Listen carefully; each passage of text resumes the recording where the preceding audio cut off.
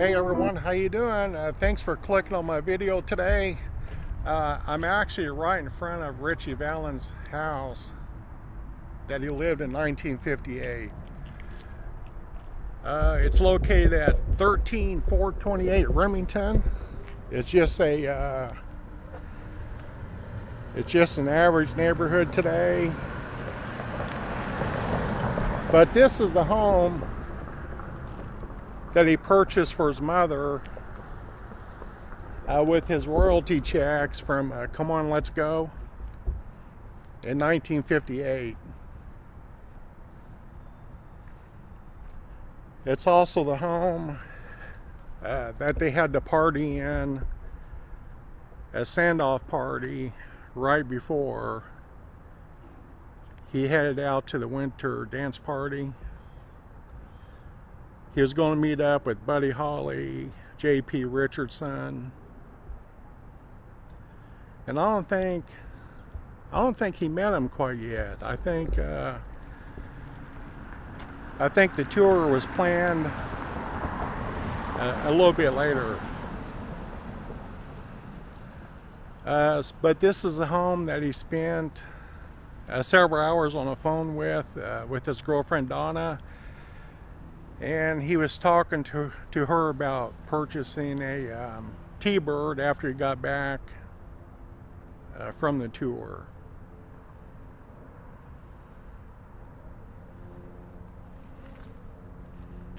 It's got some nice citrus trees. Yeah, very nice.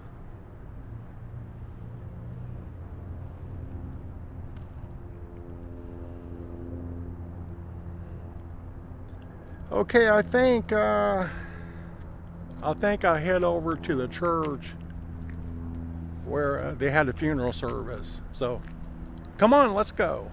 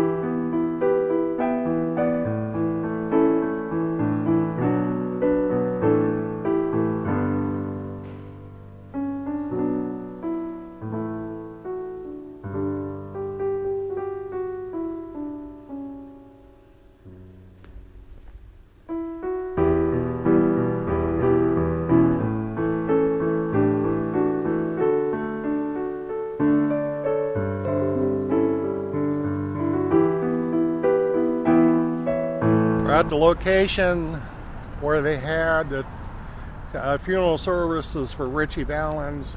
This is still a Catholic church. Ritchie was Catholic. We're in San Fernando, California. But this is actually within 3 or 4 miles of his house. Also, I believe the cemetery is about 3 miles this way, I believe. So anyway, the funeral was on February the 7th, 1959. It was a misty, rainy day. About 1,000 people showed up for the service. And there was about 100 people standing outside wanting to get in.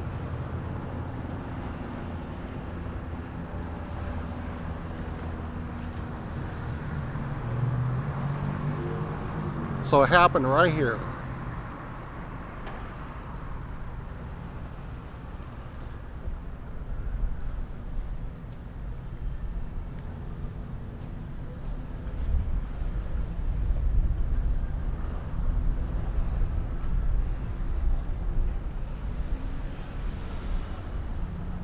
They brought Ritchie out these doors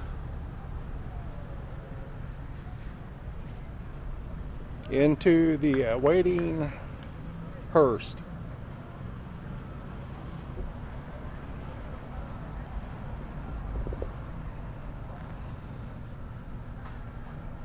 What do you say? Let's head over to the cemetery where the gravesite is located. Come on, let's go. Okay, we're at the cemetery now, and I think I know where Ritchie Valens is. The first clue when you're doing these gravesite visits, if they're famous, they usually have some flowers. Yeah, flowers around her grave. So here we are. I believe this is where Ritchie's at. Right over here.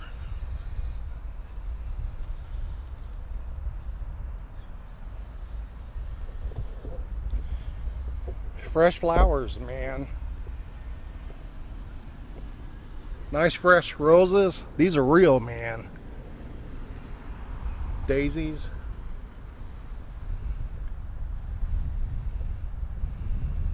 Here we are. Ritchie Valens and his mother.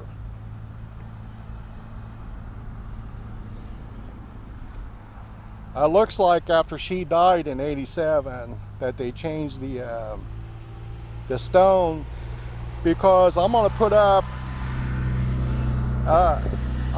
now a drawing of what they had in mind with the original headstone.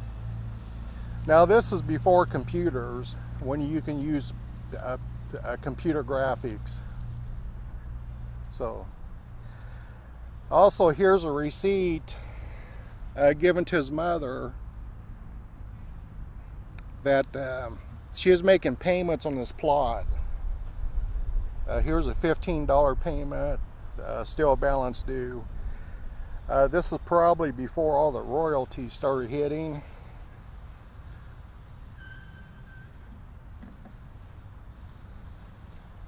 I want to talk to you a little bit about the plane ride, the plane crash, which was February 3rd, 1959. I was born 8 days later, February 11th, 1959. But I want to talk to you about the way he got a seat on the plane. And this story is going to be accurate, and I'll tell you why. Because I was lucky enough to talk to Waylon Jennings after he did a show in Las Vegas. And he told me that Buddy was in charge of everything and he got the plane. Buddy's the one that chartered the plane. And originally it was going to be Buddy, Tommy Alsop, and Waylon Jennings were supposed to have seats. It's a 4-seater, and of course you got to have a seat for Roger Peterson, the pilot. So the way the bopper got on the plane is because he was suffering from the flu. So Waylon volunteered to give up his seat so that the bopper can get into the next venue and earlier to see a doctor. And then the way Ritchie got a seat is by a coin flip, Tommy Alsop.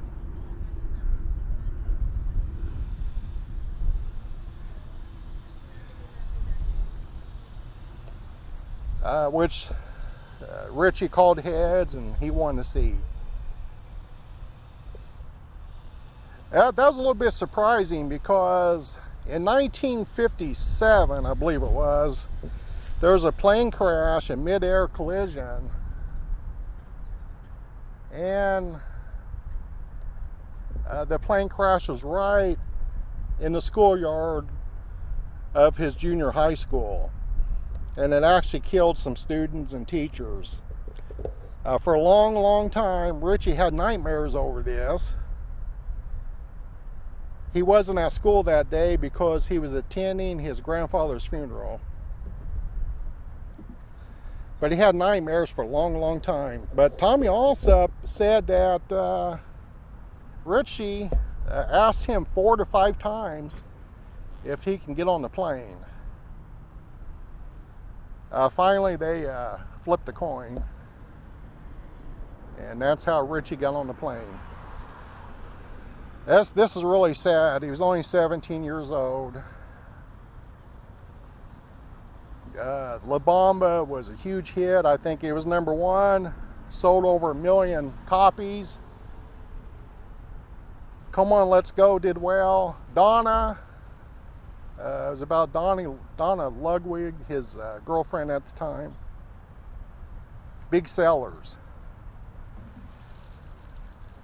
He pioneered the Chicano rock music. They say that Ritchie would never play the same way twice. He'd always come up with new licks in the middle of a song. Very talented. On his lunch break at his high school, he would sit in the football bleachers and play music instead of eating lunch. The way he was discovered is one of the students that he went to school with told a record producer, his name is Bob Keane, that this Richard Valenzuela has some talents. So Bob Keane attends a Saturday matinee and listens to Ritchie perform. He approaches Ritchie and asks him if he'd like to come over and audition at his house. Bob Keane had a makeshift studio in his basement. So Ritchie goes over, he's excited, auditions. Bob Keane signs him on the spot. The next thing that happens is they're having lots of success. And what happens is it made it difficult for Ritchie to attend school because he had to support his record. He's making really good money. First time the family had big money, nice money. Starting to live life comfortably. Things are going really well. That's a sad story. You know, now that I think about it, I've been to Buddy Holly's grave and J.P. Richardson in Houston. Buddy Holly's buried in Lubbock, so this is my third stop. And I'm not sure where Roger Peterson's buried, the pilot. He was only 21 years old. It does look like Ritchie gets lots of visitors. He was self-taught. And what's interesting, he's a left-hander, southpaw. He teaches himself to play music right-handed. Bob Keane was the one that suggested that he shorten his name to Valens because he thought it'd be a better, more appealing to a broader audience if he didn't have a Hispanic name. Things were a lot different way back then. You know, that's late 50s. He also suggested to get rid of Richard and go to Ritchie because there's a lot of Richards already in the music industry.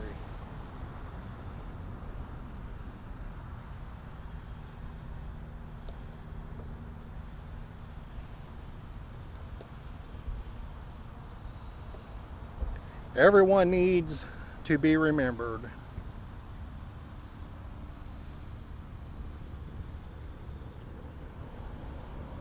Come on, let's go. Hi.